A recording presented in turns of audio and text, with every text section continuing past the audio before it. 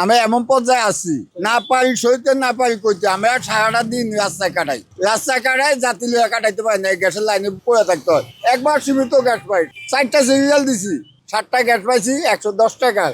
এখন ওই গ্যাস দিয়ে আমি 1500 টাকা ভাড়া মারছি সর্বমোট। 1500 টাকা ভাড়া মারিয়া এখন আবার গ্যাসের লাইনে 1.5 ঘন্টা, আর কয় ঘন্টা যায় এটা বলতে পারি না।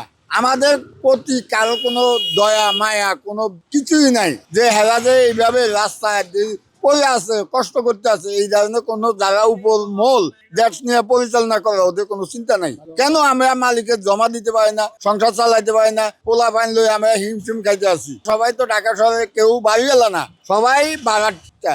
আমরা এখন ঘর ভাড়া উঠতে আমার দেওয়া মুশকিল হয়ে গেছে। ফোটানোর ঝামেলা ছাড়াই নিরাপদ পানির জন্য ঘরে আনুন পিওরিট। কল করুন 16627। সরকার এটা নিয়ে কোনো মাথা ব্যথা নাই কেন? সরকার কোনো এটা নিয়ে রাশব্দ করে না কেন? আমরা কি এই দেশের নাগরিক না?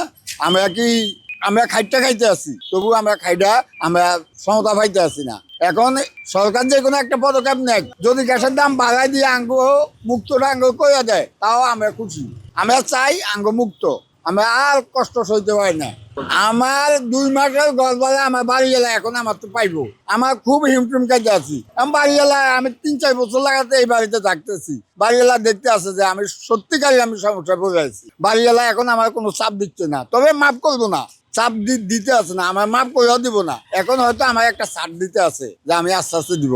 এখন আমি যে দিনটা যাইতে আছে ওই দিনটাই বেজালে আটকিতে আছে, যে দিনটা যাইতে আছে ওই দিনটা আমার বেজাল বাড়তে আছে।